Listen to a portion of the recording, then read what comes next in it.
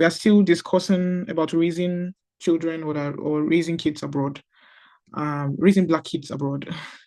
And today we are on the second episode, and we'll be talking about accessing the right resources in terms of private or public schooling for children. Would be making a recording of this video just so that everyone already knows, and then we'll be posting it on our social media handles. So it's been recorded. So yeah, the video is being recorded. As already mentioned, we'll be talking about private or public schooling, especially today, how this influences how our children, as Black children, how they grow, how their confidence level is also imparted in wherever we may be living. For most of us, it's Germany. It could also be in the UK, it could be in the US, anywhere, simply abroad, anywhere outside home. Yeah. So that's what we will be discussing today. And today we have with us a nutritionist. She's a dietitian, and she has so much knowledge because in this field, because she has also been working in the kindergarten, and her name is Bolaji Akimbuja. Bolaji, I would like you to please introduce yourself to us before we continue in the conversation. Hi, good evening, everybody. Hello. Like she said, my name is Bolaji Akibuja. I've been in Germany for, I think this year it will be 7 years. I am a recognized nutrition dietitian. And that's not why we are going to talk about what we are going to talk about today. Is not really about nutrition, so I'll probably not go into that. I am a mother. I have got 2 kids. I worked in the kindergarten also as an English native speaker. So to an extent, that exposed me to the educational aspect of Germany. Yeah. So I think that's any other question can come next, but that's what I can remember at the moment. Yeah, thank you so much. That was a really great one. I want us to dive into the questions as soon as possible because we may have questions at the end, and I don't want us to spend too much time. So my first question would be, based on your experience, what can you say about, do you think there's a difference between private and public schooling in Germany, or they're all the same? I want us to just be able to differentiate if there are truly differences or not. Yeah. Okay. There are private schools and also public schools in Germany. I think I wouldn't say kindergarten level, from the primary school level to the university level. From the primary school level, most times when people just relocated, like we that are immigrants, probably the people that are really always so exposed to that are probably people that came from Nigeria or anywhere in Africa, and they are the English speaking countries. And then you have your child inside in the country, like a child that's about 8-9 years old. You don't want to go through the child into a German school. So most parents look at the option of putting their children in the private schools and because most private schools are bilingual, so they can still speak both English and German, and it's not as strict as the private school. Yeah, because the public school is just basically German oriented, so it's always like throwing your child into an ocean when you just put the child into the public school, because there's basically little or no English. It's just when you're having English lessons, which is not important. And being in that environment where nobody can speak to you, and that's you just feel like a deaf and dumb. You don't understand and you can't speak to anyone. Yeah. So there are two differences. Yeah. So I know in Hamburg here, I live in Hamburg. Most schools they probably collect 200 to I think 500 per month, depending on how long the child stays and stuff like that. So the private schools and the public schools are basically German oriented. You have more students in class, more students than you have for people that want their kids to really have the German accent. Like you have more German oriented teachers, but private schools sometimes would have a mixture of different backgrounds, international, more international than the the public schools. So I think that's a difference. And I know the German education, they have a standard. So both of them probably have very good standards, but it depends on, and I believe the private school is more flexible in the sense that your child they can understand your child better and take time because they are not too much in class compared to a public school where you have a lot of students and a teacher that has to attend to a lot of students. So you have lesser students, and then it's more intimate, if I can use Word. word. Yeah, it's a Yeah. little bit more intimate than the public school. So can we then say that language barrier is the most important, or the first thing that shapes this decision of choosing private school over public school, for example, in Germany? Yeah, from all the people I've spoken to about the private and public school, I'm talking about people that were born here and also people that grew up here. They have always said they would maybe they want their kids to speak very good English and German or feel included, and that's why they want their child to go to a private school. And then another thing is that some parents feel they go through the process of racism in the country. For example, I have a family friend. She's white, and the husband is African, and she was telling me that she was brought here, I think, at age 2 3, and she told me if a child should go to a public school and is going through a lot of racial issues, she's going to withdraw her child and take the child to the private school because if she said the private school is more relaxed and not as strict and wouldn't go through some of the bias some people face. So I wouldn't say it's just the language. I think for people that are just migrating, one of the first thing they consider is just the language. Because imagine an 8-year-old or 10-year-old coming here and then going to school. Normally, change of environment is a problem for the child. Yeah, taking the child from his or her friends, and then you're bringing the child to a place where the child cannot even speak any language, and you can't speak. It's like you're deaf and dumb. It's just like a child. You can't communicate with anyone.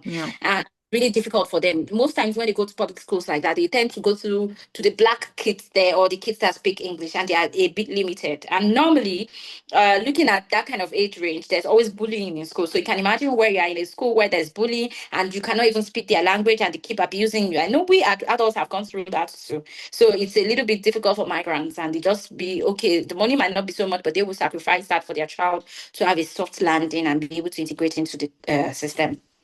Wow, you've run. Let's say that it feels like you have run through almost all the questions in in only one question. You answered, I mean, quite a number of other questions I would like to throw at you. We can But yeah, yeah. I on that note, I just want to like ask a question based on cultural representation. Now, do you then feel like private schools have more Black history or heritage, or I mean, like, compared to the German public schools? Like, it feels to me now like they are more informed, or should we just say that they have inclusiveness based on the fact that there are different backgrounds, different, I mean, foreigners in general? Or can we say that they have their curriculum also based on, oh, some children are Black? Can we include something like this into our curriculum? Or it's just the general thing? Like, I know of some kindergartens where maybe like their integration kindergartens, where you have English speakers, you have Arabic speakers, and all of that all coming together. It's not like they are trying to like even focus on these are some set of people in the school. Let's give them. I'm remembering German Angebot. This offer, this offer, like trying to tailor it in line with the set of people that they have, or it's just a general international thing. Do you get what I mean? Okay, from my own point of view, let's go back to the kindergarten. Luckily, I worked in a bilingual kindergarten, so there are classifications. There are kindergartens that are inclusive. Inclusive and means that they inclusive most times in Germany. They look at integration in the sense that there are kids that are with different abilities. That's the aspect. of inclusion, in the Okay. sense that they look at how the kid has speech issues. It could be, it doesn't mean that the child cannot talk. It could be the child cannot pronounce just one word very well and has to go through therapy. So the integration class, that's the integration space, can be in the kindergarten. That's that. And then there's the one where there's bilingual. The bilingual is maybe the kindergarten can just be English and German. Sometimes it could be German and Arabic. Sometimes it could be Spanish and in German. There are a lot of that in Hamburg here. So, and some kindergartens are so free that even they tend to speak they tend to speak other languages too, in the sense that they tend to speak maybe there's a new kid in the block and the kid cannot speak. They allow the other sorry, my son is here. They allow the other people to speak Arabic and everything, depends. But what I see is that schools that are inclusive, in the sense, in the schools that are bilingual, a little bit more relaxed kindergartens than the normal German school kindergartens. From my own kindergartens, we were basically from different backgrounds, different places. We were a lot of, we had people from Nigeria, we had people from Ghana, we had people from Nigeria, Ghana. We had people that covered their hair, the Arabic people. We had people from America. You know, it was just, and then people from Really the diverse. American. That is very diverse, and it was so relaxed. In the sense that we would kindergarten and start. It is we work based on, because we know we are we are international. Most of the things we do is basically international. We deal with the kids based on the fact that we have a lot of kids from different backgrounds. So we speak to them based on that. And I know there was a guy that could speak Spanish, and the guy was speaking Spanish to some of the kids too. So it wasn't just English, and it was much more relaxed. Unlike the German school where I know that I had my son, where you had to do some things. You know, some of their rules were just very the bureaucracy. still they're very strict. They are very strict about things. Oh, this is what we want. This is the child has to eat at this time and that. So that's one example I would, because I know when I was there, you know, normally they have time they eat their breakfast, they have the time they have the snack and everything. When I was in kindergarten, there are some kids that come to us because everyone in my group. Then I was working with a lady that's a mixture of Iran and sorry, this Algeria. She's was born here. She speaks really good German, and her English is very good too, and in German. So my group, we were very flexible. If your child doesn't eat from home, we allow, you know, you just come and say, okay, he hasn't eaten, then bring out your food, you can have your breakfast. I know a lot of you know that some of your kindergartens will never do that. So yeah, and you know how we are as foreigners. We are much more empathic. We are not fixed.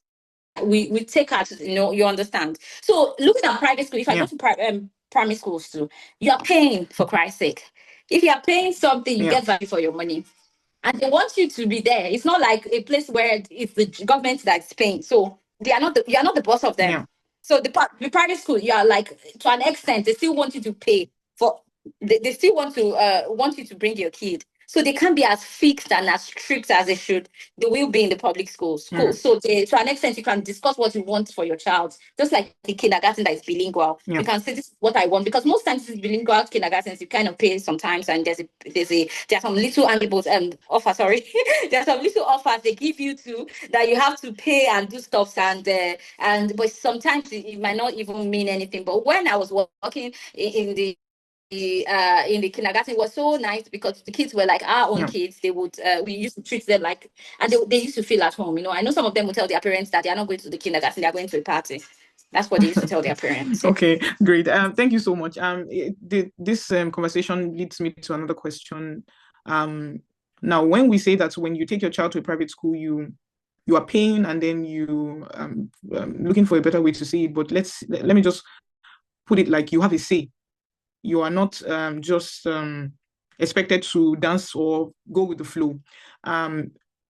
Looking at, for example, Germany, people, the school or the government, I don't know how to, a better way to put it, somehow decides the academic path of your child, of every of children. There's the Hauptschule, there's the Realschule, there's Gymnasium, and sometimes I feel like are these things not done out of some sort of, I mean, like the process, is it, can we truly say that there's no biasedness in it?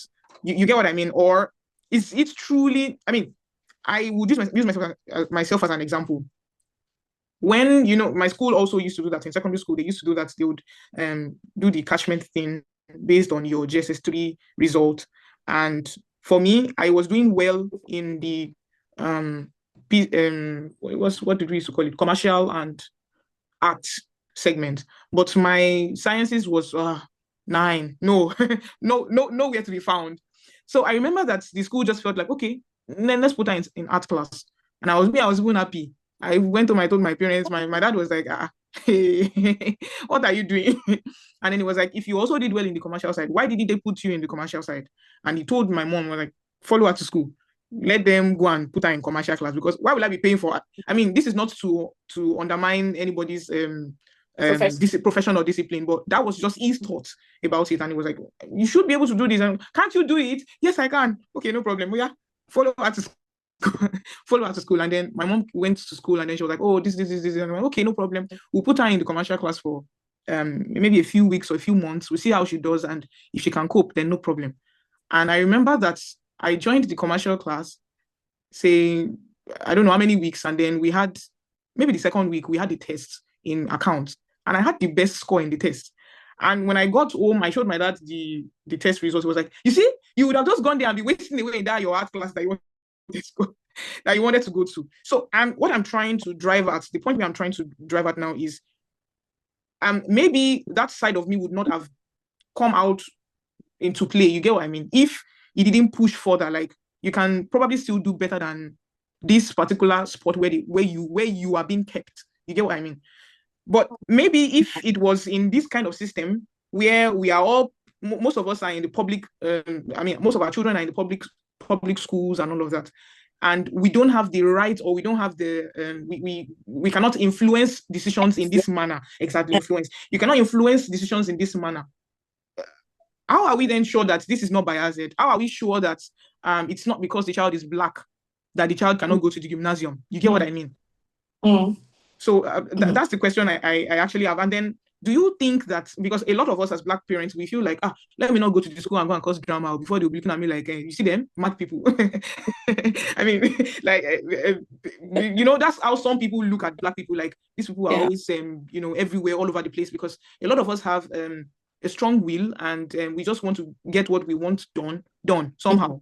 So this strong will is looked at as too much strength and ability to cause violence, aggressiveness, and then people just choose like, let me just keep quiet, or so that they will not go and picking on my child. Let me not say anything. Are we also not condoning these kind of practices to continue happening? Or, I mean, you could probably just shed light on this question for us.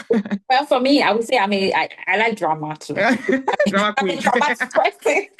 My child is in the kindergarten, and I'm a parent that likes to know and see and know every step of the way. I'm one step ahead of the kindergarten, and I'm one parent, as much as I'm a Black person, I catch them by surprise, because I'm sorry, I'm going to digress a little bit. These people believe that when you're Black, you're dumb. You understand? So they don't expect from you and to be intelligent. Yes, and most of us are passive. Unfortunately, most of us parents, if we are planning to raise kids here, we can't be passive. We have to be very active in whatever we are going to do. We have to want to be on the case. So, for example, from what I heard when I was in my Deutsch C1 class, I know I spoke with a lady. She's African and German. And one thing she told us in the class, where I remember correctly, was that she told us that, number one, your child going to gymnasium or Realschule, I don't know if that's what you use there too. Yeah.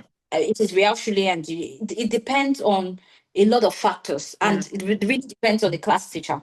And I would tell you that even my German colleague told me the same thing, that if your teacher doesn't like you are in soup, because your teacher kind of decides where you go to. And some of those teachers, number one, want to say, what's your profession? As a parent? Yes. What's the profession of the parent?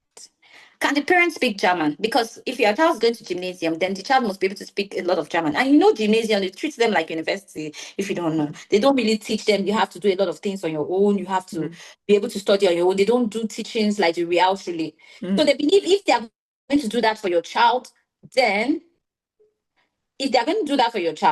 then that means that you already should be able to do some things yourself. So they look at your level of German, your German level. They look at your profession, how you can support that child when the child gets to gymnasium. So it's not just because they believe that when you're there, they don't really teach them hands-on. So how much support can you give? If you're not really educated, how do you then support your child when the child is in gymnasium? So that's part of it. But the racism aspect of it, sorry, we can't rule it out in every aspect, every sector in the German sector. Because you can imagine a class where maybe probably you're black and you're doing more than the German, and the teacher, if it's a teacher that feels like I'm supreme because I'm white, and then you are black, the fact that some of them just see you and they just feel you're lesser already, so you have to do twice as much as every other person to be seen. And I know it happens to a lot of us in our profession, in everywhere we go to, you do twice as much as every other person. So that's, if we are saying that it will definitely affect it does, except for people that are a little bit more open. And even the young ones that are saying they are not racist, they are racist too in some ways. There are some racist comments there. Even the ones that are exposed, they make some comments and they say things that we just realize that it's in their blood, it's the way they were raised. They feel that they are, I'm sorry, I know this is going to the internet, but I've gone through a lot of things. I even faced racism today, so I discussed it with you. So every time they feel they're a lot better. So what you have to work twice as much so that there won't be racism or the teacher not liking you. Normally, some people might not just like you, but then some people will not even like you because you are black too. So that's another factor. That's something to consider. But when your child is in a private school, if you don't want that kind of drama, you have money. If I had money, I'll take my child to a private school. If you have money, you will sit down and do a conference. If the teacher, like you said, your dad challenged this, you can call them and challenge them and tell me, give me reasons why so and so. But in a public school, you can do that, but there's a limit to what you can do, because they tell you that is a practice. That's our practice. What do you then do? Nothing. You just let it go. Some you fight, some parents fight. Because I know I saw a lady on TikTok and she was like, I've been in gymnasium. Her father is from Ghana. Her father came here to do his master's, and then she was now in the school. And her father had to fight for her to go to a gymnasium. And now she's a PhD holder in Germany. Wow. She's from Ghana. And she was saying her father had to advocate for her every step of the way. And not just advocate. Some of us want to advocate and shout, my child is supposed to be. Then what support are we giving our children at home?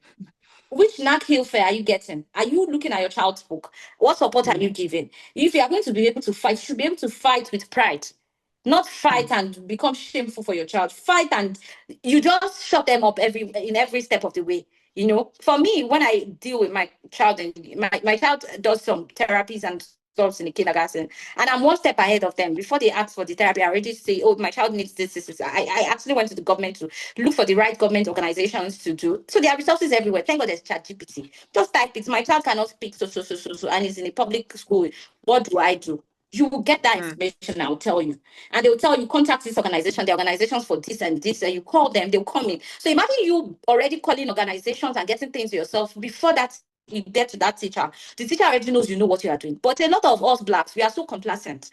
We'll just sit down and say, we don't know, they're supposed to, I don't even know where to go to. Yes, there's language barrier, but search. When I came into this country, I'm not saying I'm better off. I still have my own flaws, but I was able to search. I can be a nerd when it comes to that. I'll check the internet and look for information But thank God there's ChatGPT now. Just type it and you get information. You get the right body to go to. Even if you can't speak that German, send them emails. Keep being on them. If the teacher of your child knows that you are by it, they think twice before they try things with you. So if you cannot afford private school, then public school, you have to advocate and do the right things by supporting your child in every way possible and advocating for your child. Yeah, thank you. I want to ask another question about teachers now. Do you think that the teachers, maybe in public German schools or public schools, are well prepared? Are they trained to like be prepared for racism, how to deal with racism in the classroom, or they just let it slide? And I mean, same thing with like bullying as well. Do you feel like they are well trained, or maybe not using the word well trained? Do you think that they even react at all to racism and bullying of especially Black children in the middle of other races, so to say? Okay. That I really love that question. I'm going to go back to the kindergarten for like to cite an example. In the kindergarten, we had some very lovely German colleagues, I would say. But the truth about it is that sometimes you see some things happening in the kindergarten and you're really surprised. As open-minded as my colleagues are, you still see that the way they get angry with the black kids is Hmm. totally different from the way they get angry with the Germans. Hmm. We notice that, we see it. I'm not the only one that talks about it. With the black ones, we talk about it. In the group, maybe the white ones are so naughty, they keep warning. But when the black people the black kids do what the white kid does, you see another response. It's a different kind of response already. And then the black kids are not. They don't. There's a way. For example, when you are in you have a favorite child. The favorite Mm-hmm. child can do some things Can bring and any illness. yes, but I didn't see the black kids having, they don't even have that space or luxury. I'm talking Hmm. about my kindergarten that is bilingual. Hmm. You understand? Yeah. They will tell you that there's racism is they are being trained to be racist and blah blah blah blah blah. I'll tell you, some of them still do these things. Even Hmm. when we are working, some of them will tell you, I've been to, most times the first thing they will tell you is, I've been to South Africa before, I've been to Africa. They like to talk about, I used to be in Africa. That's the first thing they will tell you to make it look like they are. But when you see some of the things they do on this, say, you still see that they still look at Africans like we are a little bit lower. Hmm. Unconsciously act it out, they do it. So I would say that yes, they might be doing programs officially, but what Hmm. happens in the class depends on the teacher's personality, Yeah. whatever the teacher would do. Okay, like for example, when I was going to have my first child, I was with a midwife, an older midwife, and and I told her I wanted a epidural, and she was telling me there and then that in Africa you guys don't take epidural, so why would you want epidural? She was now she was working at that moment. She wasn't supposed to, they forget themselves. So how much more a Wow. teacher with a young child, things they will say. If you go to TikTok, you hear a lot of these things that this chairman say, and some of these my colleagues that are blacks that grew up here, they will tell you things that their teachers told them you will never believe. And there are schools, because there are some schools that they have this sensation that is about racism, something something. They put it on the school's stuff. That means I think they said maybe they have 1,000 students that says or black. I can't how many students Yeah. Yeah. that I think then I. some of these schools, some of these people still complain that even with the sensation, people they are still Yeah. them. Yeah. Hmm. So. Wow. So, I mean, how then can we find reliable caregivers abroad? Hmm. Well, for me, first and foremost, if you've got the opportunity, for me now, if I have a child, first thing I want to go to do is to look for a place that has a black person, a representation of my color in that place, because Including children. I mean, yes, both the teachers and the kids. I know yeah. that's one thing I looked out for in my kindergarten, because even when they do these things, sometimes in my kindergarten we used to advocate for them. When they do some of those things, we just tell them, why would you? But so a child child did the same thing. So why would you do this to this child? So we were always advocating for them, even when the parents are not there. So Mm. so one thing to look out for is a school that has people that has your own skin color. It's very, Yeah. very, very important. Very, not just school, hospitals, care, anywhere you want to go to. If you have people that has your skin color, it does a lot of wonders, because it makes you feel a little bit included. And when you are Yeah. not there, Building a community. when somebody that's advocating for you when you are not there. And then another thing is a word of mouth. Parents that have been there too, and would you can ask them how are they here? How are things here? You can check review, Google review sometimes, and see how Hmm. it is. And Yeah. but the best thing most times is a private school. If you can afford the private school or probably a bilingual establishment, just look for an establishment that's included. The people are really included. People from different walks of life. It makes your Mm. child feel much more comfortable and will be able to thrive better than a place where it's all German. But there's a clause to that really too. Mm. Where we live in Hamburg here, most of the people that live here with are basically Arabs and black people. Mm. But I will tell you, for somebody, one of the lady, I worked with a lady. She grew up here. She was born here. She's a Nigerian, and she told me that she wouldn't want to take her child to a school that has just majority of that set of people, because she realized that they always have some bad attitudes and things they learn from those set of people. Do you understand? They tend to then another thing she said is that the government doesn't take care of those schools as much as the schools that are white dominated or schools that have more Germans. Schools that don't have so much Germans are not as well taken care of. So if you are going to look for a school, I think I'll advise that you look for a mixture. There should be a balance. If there are too many foreigners there too, it's not really so good because the school might not be well taken care of, and then you don't want your child picking up some habits that will become difficult for you to take to remove. If you look at it, let's be true to ourselves.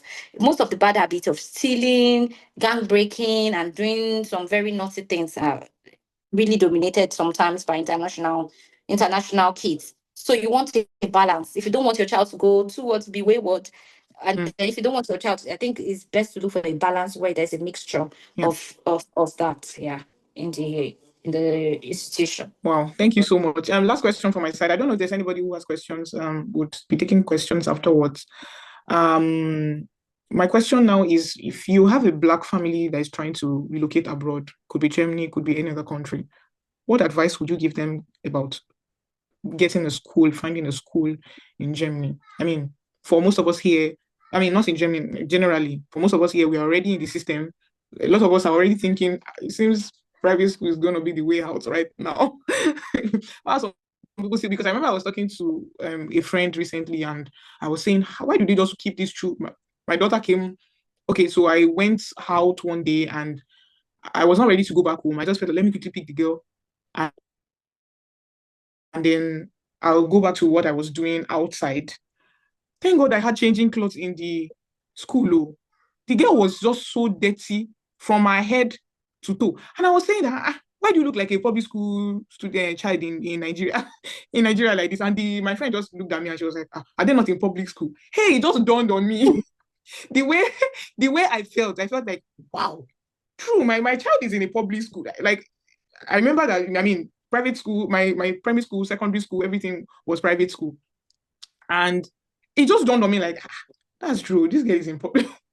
This girl is in a public school. Like it felt very awkward. Like it seems we don't know what is going on right now. And then it just feels like and I remember I was discussing the same scenario with another friend, and she was telling me, she was like, she feels like when your child is in a private school, like there's maybe a more structured or a more balanced curriculum for your child to learn more, instead of they just put the child inside the sand. I mean, for a kindergarten child now, they just put them inside the sand and they are learning like that too. These ones will they can be inside the sun, inside the sand. 2 hours they are there. And you are even sometimes when she comes home, I like ask her like, what did you do in school today? It's not like I'm expecting something different. They haven't gespielt.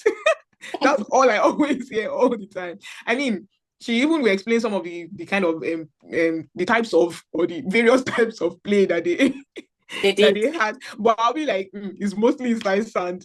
maybe if it was a private school, maybe things would be different. In fact, I'm now researching on what the curriculum in a private kindergarten or private school really looks like compared to what the public one looks like. I honestly would not lie to you. That particular day was when I started having a rethink of my life. Like, public school, really? I never thought about it. Like, I never thought this could ever happen to me, you know? Okay, I get what you mean. For somebody who is coming in like this now, fresh, like, what will you tell the person? Well, I mean, I feel like, sorry, I just want to ask, like, will you tell the person, maybe you can have a taste of the public first so that you can know the difference? Yeah. Well, I would like to say something. I don't think there's any public school when it comes to kindergarten. They are owned mostly by institutions. They are not really owned by the government. If you look at it, they are just being paid. You know, the money is just being paid over. The government oversees the payments. It's still basically, for example, some of them could be owned by churches, institutions. It could be big kindergartens that have different this thing. I think it's from the primary school where you get the public school. So the truth about it is that the kindergarten, whatever your child is going to learn, from my own experience, let me be truthful with you. You don't want to go spend your money and waste your money. It's only if you want your child to learn another language. You can go into the bilingual. For example, if you're already speaking English at home, and I don't think it makes sense for you to go and look for a kindergarten that speaks both English and German. If you already speak the I'm talking about in kindergarten level. If you are already speaking the English with the child, I'm so sorry, I'm distracted. My son keeps coming in and out. I'm Okay. sorry about that. It's okay. So yeah, so if you are speaking English with the child at home, then yeah, if it's for the language. But if you are looking for safety for your child in the sense that you want to be rest assured that, oh, this is my child, or I want to be sure that this child is well taken care of, I'll tell you there's a difference when you have a black person and this Mm, thing. You know, this our muddy attitude. I'm even talking about the guys too. We mm, have this sense, for example, the German, when it's cold, these kids can decide that they want to wear vegan shoe. mm, They want to wear that shoe. And when they wear that shoe, if they tell the German person that that's the shoe they want to wear, they will give them, they'll say it's kinderrecht. uh-huh. And they'll leave those kids to wear that thing. And a cold go finish your child. You get home taking care of that child.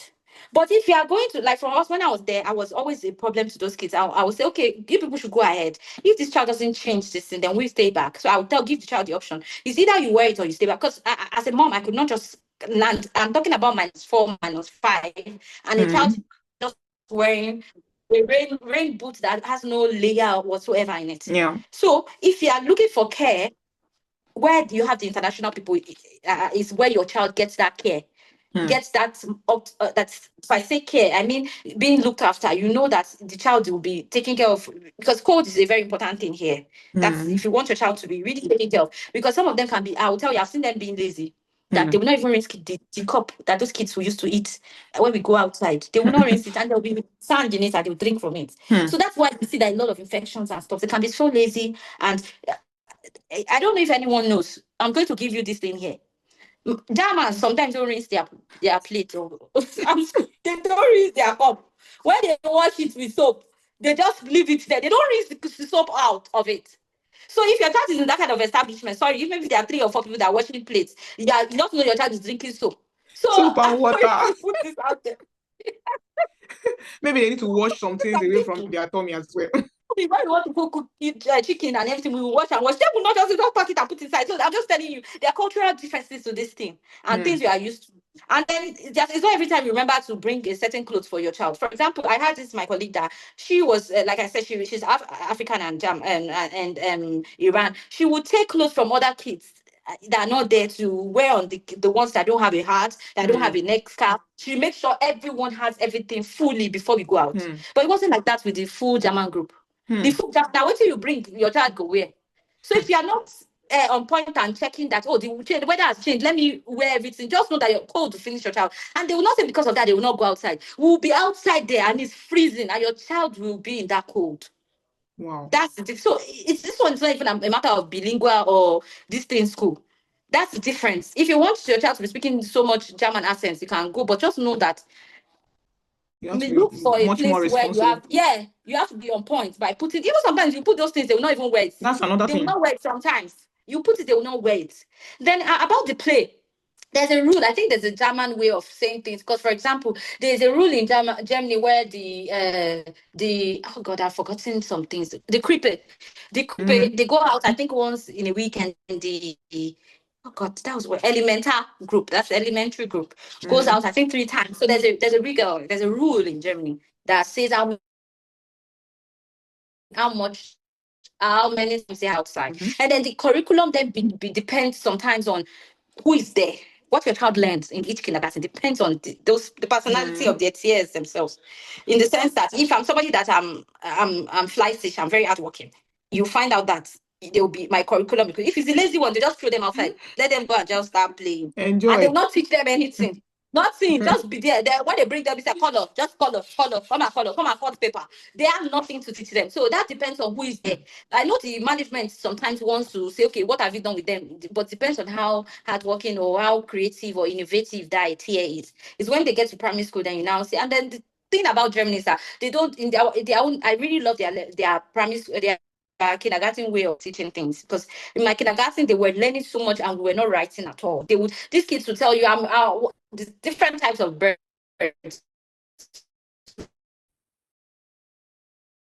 We know birds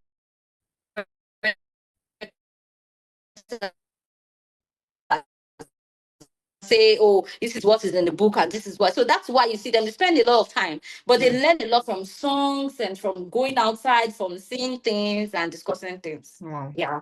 So taking so much time. Sorry. Yeah, it's okay. It's okay. Thank you so much. It's been really wonderful discussing here today with you. I don't know if there's anybody with questions or comments. Um, any questions or comments? I'll, will allow for it. Okay. No questions and no comments. Wow, our speaker has been really apt and she must have answered every question on everybody's heart. So that that's my belief, yeah. Justice Taylor. Okay. I said she did Justice Taylor. Oh, she did. Oh, thank you so much. Thank you so much to the speaker. We've heard that you did justice to the She question. really did justice to the topic because I was going to ask a question before, but she answered it in a very detailed form and in a way that I've actually thought of the answer, but I'm just like, "Ha, but I cannot afford it. What am I supposed to do?" In the sense of we finding representation in wherever we our kids, like whatever kid our kids attend, we should try to maybe make sure that they are in schools that they see somebody that looks like them. It will be easier for them to be able to integrate and all of that. Why? Because few days ago, right?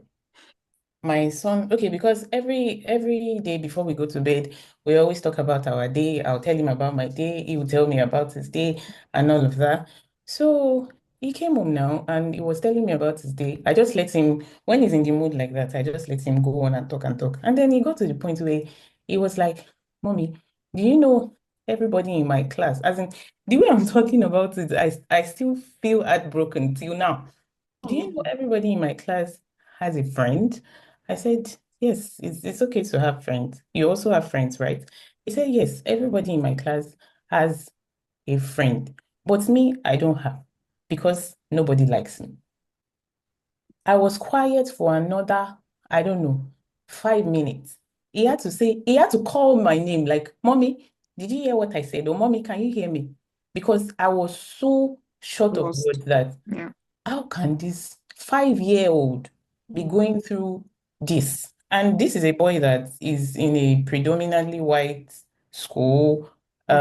Before we even saw another black kid, it was like a mixed German kid that was also in his wing, and the other black kid that we recently saw in another entirely different class, not even his age group. Like, what are the teachers doing for a child to be able to, because is that for him even saying it is not the first time that I'm noticing. There was a day that I went to drop him and they were going for house flow. And normally when they are going for such excursions like that, they kind of choose themselves in pairs. Like Mm. people would hold hands. Yeah. And there were kids that were already holding hands. It was the time where I was dropping him. And by the time, my son is a very free person. He does not care. He just wants to hold anybody's hands. He doesn't have like someone that he prefers or someone that he doesn't prefer or something. Every child that he goes to hold their hands, Days now. like tells him to leave them alone. Every single child. I didn't want to interfere at some point. I wanted the teachers to do something before Mm. I say something. Like, yes, I'm there to drop my kids, but I don't want to do your job for you until you give me a reason to do it for you. Do you get? So when all this was happening, and this thing I'm explaining happened twice. Not once, not twice. No, it happened twice, sorry. So at some point I had to step in, like, all the kids are not allowing Jason to hold their hands. Like, what is going on? The teacher was not like, "Yeah, that sometimes they already have friends that they want to talk with and do it and all of that, da, da, da." They just gave a very lame excuse. But at the end of the day, I feel like, based on also what you said, representation matters a whole lot. And then we as parents also have a bunch of work to do. Parents of immigrant children finding themselves in such space, we also have a lot of work to do to build up the child's confidence, to speak to them in ways that they will know that, okay, things like this can happen, but you're not alone. Thank you so I much. have a comment to say concerning that. I would love a comment from Yeah, so I the have a person comment and an really. educator like you. Yes. My first comment, like I said, there's cultural difference between us and them, in the sense that they seem to think we are very aggressive in our rules. I'm going to give you an example. When we talk about kindergarten, the story is endless. I discuss it a lot with Nick, anyways. The daring. So the first thing I would say is there's, when our own kids, for example, in Nigeria. I don't know if we are all Nigerians here or anything. When we want to play with our friends in Nigeria, we just walk up to the friends and we join them. Is that what we do? That's what we do. But here you cannot just walk up to those kids and join them. You kind of have to ask that fish media spielen. You have to kind of the white way. They are not very confrontational. They can be very subtle and they can be very please, kindly, all these things. And it's not something. And the funniest thing, even when we are trying to teach our kids this thing, our kids they don't listen to what you say, they listen to what you do. And the truth about us is that we say, go and sit down, go and sit down there, go and sit down there. For example, if your child wants to eat and you made amala and the child wants to eat rice, you just say, what are you saying? Me, can I even tell my parents that you're even lucky you're eating indomie? Go and eat that thing there. We are not ready to, and we kill the confidence of these children in the sense that we should, you understand, because we do that to that. If we are being strict and we are not very kind, I'm not saying, Lola, I'm not saying your child is not kind. I'm just giving you an instance of things that can happen in the cultural differences sometimes. I That's totally different. understand. I totally That's not even, understand. My son is yes, actually the kindest I know, actually. He's yes. very, Yeah. very kind, yeah. So no, I'm not even talking about your son. I No, just no, remember I that just point. I said was that going to because bring it. I Yeah. understand that you are just explaining, like, Yes. not. So the first thing is, number one, some of us, especially men, we can be very strict to these kids and we are not used to it. Sometimes my husband will just say, kilo shares, can you just talk to my son? And I'm like, please tell him, please, just use please. Because it's what you say the child kind of uses. That's by the way. So for parents where you scream at your child and at some point, you find out that that's the way your child will address some of these kids. And your child can be labeled. I'm talking about kids that are labeled aggressive and they fight all the time. That's one. So always teach your child to, before they play with everybody, ask, can I play with you? That's different. That's the one that has people that are black in the environment. But do you know that I totally get what you said when you said they don't want to do anything with your child. Do you know that when a black kid comes to the kindergarten, the first thing they do is to come stick themselves to we that are black teachers before they make friends. They follow us everywhere. It's like a magnet. They already see my skin color, because they already know that they'll be treated differently. So what they do is come and stay with you all through until they then start making friends. How do they then make friends? When the white kids come to play with you, the black teacher, and the black kid is always playing, the white kid is playing with me, and then there's a black kid always seated with me. Before they know it, they start to play together. You understand? But so you're like a bridge between both of them. But when there's no representation, because sometimes when I see that some of these black kids are playing alone, I kind of call them. I say, "Come, let's go and do something together. Let's do this together." And when they find out that you, dear TA, you're always with these kids, they are interested. You understand? When you're playing with a child is interested in who they look up to. So when they find out that you're already playing with this person, this person is the favorite of our teacher, they kind of accept that person into their school. But when they see that the teacher himself doesn't even care about the kid, they start to bully. I will tell you, there are a lot of bullying going on in the kindergarten. Oh, a whole lot that I see. A whole lot of bullying from these German kids and stuff. So sometimes they will just say that, I'm surprised to hear some of them will say, "Oh, that boy." I'm like, what's his name? I can say, but I can mention the name. They will say that boy with the black skin. What do they know? A 3-4-year-old, 5-year-old child know about the boy with the black skin? It's supposed to be the boy wearing the white shirt or the boy wearing the black shirt, not the skin color. So if they start to describe by skin color, then they have already seen the differences. There's a problem already. A lot of them do these things. They'll just say, don't allow that black boy come and play with us. I don't want him in this circle. They're already saying things like that. And if the teacher if they're saying don't allow the black boy, and I'm the teacher and I'm black, then how will I act? How will I feel as a teacher? I'll correct that immediately. So whenever they use the color, I'll say we don't see colors here. We see people. We don't see colors. So we correct that. I know in that kindergarten we had books. Some of the girls will say their hair is not nice because it's not long. We had to start buying books that had the black hair and show diversity. Everybody's beautiful in their own way. When we're talking about hairstyles, I come and then they say, oh, but my colleagues will tell me, oh, see, your hair is so nice. That's the African hair. And like, yeah, do they want to touch? They come to touch. Oh, but I like your hair. I mean, the kids. So they can tend to accept it because my other colleagues that are German and the white people are saying your hair is nice and they can hear it and they can see it. And they all now say they want your own kind of hair. So the representation is very important. I know sometimes we want a pure German place where, because you believe that they'll get the best, but sometimes it's not the best for this case. It destroys their self-esteem a lot. Well, thank you so much. There's another hand up, Ronke. Sure. Yeah, I was trying to put down the hand and then also Okay, unmute. okay. All right. Yeah, I just want to encourage us as much as possible. When we are talking about kita and schooling in general, I know this might be a bit different from some of the things that have been said before. I want us to not really talk about racism. Of course, I'm not saying it's not there, but when it becomes, how do I put this? When it becomes an orientation, then we tend to interpret everything as racism, and it might not necessarily be. And that's doing us more of a disservice than an advantage, right? Yeah, so I'll talk about the case of children playing in the kita generally. I've had my son come to meet me different times. He doesn't have so many friends, right? In fact, initially I was like, he does not have any friend. He doesn't have he doesn't have somebody he calls like a name he calls specifically, right? And that's because he just joined the kita newly. And this is even having representation. There were other black children, but it's the same thing. If this person already has a friend, and the way they interpret play, they might be like, oh no, you're not playing with me. I have my friend, something like that. Even black children, no, I'm saying it now.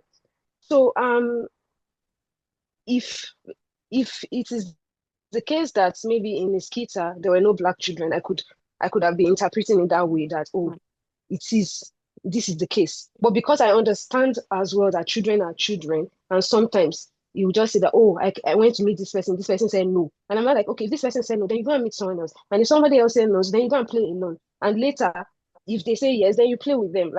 So giving the orientation that you don't have to depend on whether someone says no or yes, or somebody wants you to play with them or not. Because at the end of the day, they are growing in this world, and we cannot change the world. We cannot change people's orientation towards us. We cannot change the people that will still be racist. We cannot change them. So if we protect them now and we guard them so much, they will still get into the world later when they grow older, when they become teenagers, and then they will not be facing those things for the very first time because we've always guarded them. We've not allowed them to stand on their own and see the world truly and understand that the world can sometimes be like that. I think I was mentioning this some time ago, that we went to the supermarket and we were buying things. I was on the queue because I was so tired. I was carrying my baby and my hands were like really paining me, and I just really wanted to pay. And my son kept on greeting the cashier. He kept on saying hello, hello, hello, hello, and the woman was not even answering. And he kept on saying hello, and my son was like, he's not answering me. She's not answering me. And he wanted to start crying, and I was like, you know what? You don't need to cry. Sometimes you greet people and they don't answer you, right? It can happen sometimes. I can't say that maybe she's not here because obviously she heard, and he kept on greeting her and he was loud about it. So, which is what happens to us every day now. You greet people on the street, some of them will answer you, some of them will not answer you. So helping him understand now that it can happen like that. He won't take offense when he greets someone and the person does not answer him, and he just tends to let go. So I'm saying this. Yeah, later, eventually, for my son, he now later found a playmate. But we didn't realize that it was a playmate then because he wasn't talking that much initially. And then he just started mentioning certain names. You mention the names and he will laugh. And we'll be wondering that what is he saying? Until one day I got to the school and then the teacher started telling me, does he want to play with a certain girl? And mentioned the name. I was not like, oh, what's her name? he was saying this one, I want to play with this one. I was like, who is this one? Does she not have a name? He now mentioned the name. Then I remember that you do say this thing, but I didn't realize that it was the name of a person, right? And that was after a long time before I realized that, oh, that's his friend. And each time it comes to the kid, even some of the teachers will say that, oh, this person is already waiting for you, or do you want to go and play with this person? This person is outside. And sometimes you come back home and say that same day, he tried to play with this same person that will, sometimes as I'm coming in, the girl is already waiting and smiling, and she'll go and carry her shoes or gumish this friend. And she's like, oh, let's go and play outside. And sometimes he'll come home and say that, oh, the girl said no, that because she was playing with someone else. I was not like, okay, when you met two of them playing, why don't you join them? And I said, the girl said no. And I said, next time when she says no, then you go and play somewhere else, or you go and play with someone else.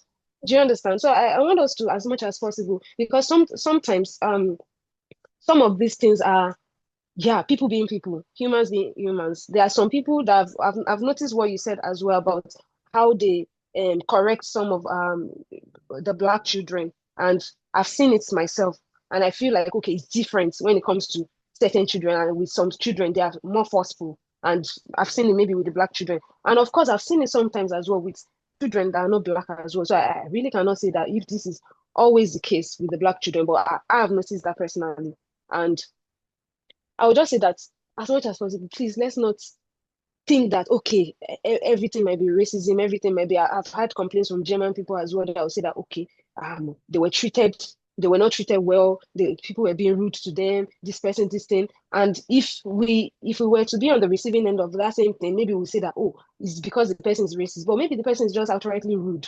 Some people are just rude, some people are just not like character wise, some people are not very good people. Maybe let me not use good people, but I mean in this case. So as much as possible, please let's not try to let's try to look at other perspectives to things, and let's try to also help our children understand that, okay, there's racism as well, and let's teach them how to manage it right from now, rather than guard them and protect them every time. Okay, thank you so much for the contribution.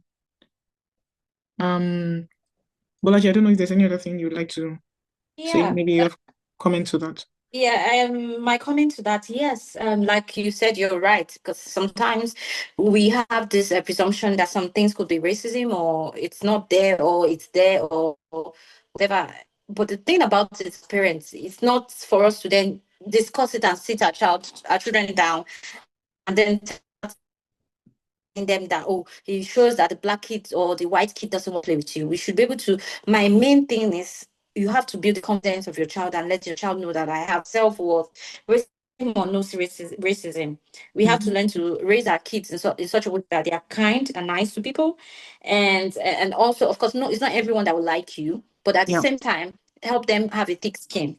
Let them have a self-confidence. I know it's normal sometimes in the kindergarten. If you want to know sometimes if it's racism or not, is when your child is at the kindergarten and the child still comes and then probably after 2-3 months then makes friends, then it's fine. But when they are all white kids and then your child has been in the kindergarten for as long as ever and nobody wants to be friends with your kid, then I'll tell you it's because of the color. I will tell you that if my child is in the kindergarten for the first in Kripe and has been there for 6 months, 7, 8 months, and and if my child is the only black person there, I mean, and nobody wants to play with my child, it's either my child has got a bad behavior. I'm talking about 7 or 8 months. It's bad behavior, or they feel that they don't want to have anything to do with my child. Or probably maybe where your child dresses too is one important thing in kindergarten. If you don't know, some of the kids see, oh, you're wearing this character that I like. They want to be friends with you based on the character and the way your child looks. The look of your child too is very important too. I'm talking about how they see themselves. They are young,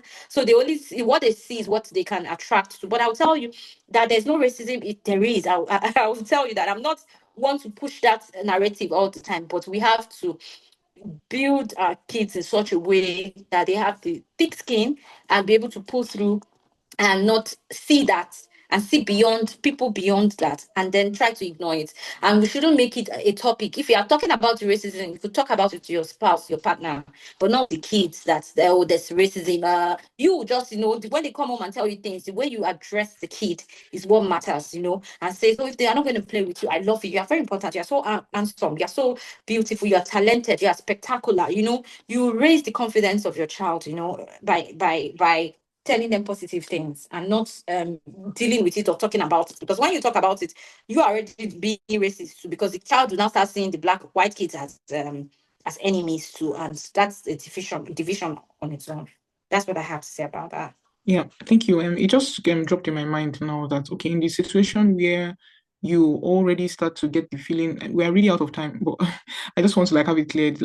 You already feel like maybe there's something looking like racism, or your child has still not made friends for a year, for 2 years, or whatever. Is this something that you need to discuss with your caregiver? I mean, with the child and with the teacher, or is it something that should be discussed? I don't know if it works in your state or in Hamburg here.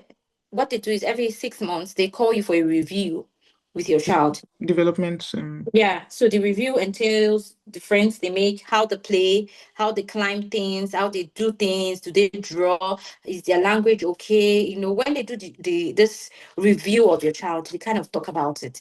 And when it's happening, they try to say, oh, they will tell you what the problem is really. They could say, oh, your child's very shy and won't talk to anybody. Sometimes some kids are really so shy in the sense that they feel their German is not good enough, so they don't talk at all in the kindergarten. They just keep their mouth shut all through, and they are not making friends at all. Some kids are shy. They don't want to say the German. They believe their German is not okay. It depends, different things. But if the teachers they should be able to tell you, okay, this is what your child. In fact, they'll be even more worried than you are, because when your child is just always sitting down, they should be the one to call you. When we see a child that's not playing with everyone, we are always asking, does he not talk at home? Does he not have friends? He's been seated. Because when we find out that the child is not playing with everyone, we try to engage the child. So that's because we are international. Yeah. So but there's German, you are the one that you might need to go and ask them. And be on their knees. Even when they say it, and don't just take no for an answer. You tell them, what do I do? Ask them, what do you think I can do to help him be outspoken or make friends, or ask them for help. Then you can do your own homework too. Yeah. Okay, thank you so much. I remember that the target motive for the target motive of my daughter then, when she wasn't speaking enough German, she called us and told us, okay, she's not speaking enough German. How can we help? Do we speak more German at home and all of that? And we had review of, okay, how to go about it. And I don't think it was up to 2 weeks. She gave us feedback. Oh, she now talks. She says a lot of things and all of that. But I mean, for some other people, they would, for example, in the Kita setting, they don't really give those kind of feedback and all of that, except for maybe during this Entwicklungsgespräch that they always do, or Elton Abe. No, I don't think that even. And then another thing, you parents, is when you pick up your child, ask, what did you do today? Especially when your child is doing therapies, not doing therapies. How was today? The question is now to the child or to the TA order. Yes. When you're picking your child, how was today? They are supposed to, what we used to do is, then I'm talking about my own kindergarten, is to give a brief report. Oh, he played today. Today we're even surprised. He was even very happy today. Or today was dull. We don't know what happened. So ask. So when you pick up your child, ask, how did he do, or how did she do today? Learn to ask. That's one important thing. So because can give you, that Entwicklungsgespräch, by the time they do that, they might not remember some things. But when you ask every day, you kind of hear some of these things, some little reports. They might just say fine some, but some days they will open up. Sometimes they will tell you something, so which can be very useful for you. Thank you so much. Wow. I'm looking at the time and I'm like, wow, okay. Thank you. I believe that all questions have been answered. There are no hands up right now. And thank you, Bolaji. Thank you so much. It's been really nice having you on the conversation. I believe that we have all learned one or two things. If there are any other persons with questions, you can always reach out to me or Dequin Stock Kunle, so that we can reach out to Bolaji again. I mean, if there's something that needs to be cleared. And or you can also use the comment sections when the video is posted on the YouTube or the Instagram channel. Thank you. Thank you all so much for joining in tonight. Have a very beautiful weekend. Bye. Thank you.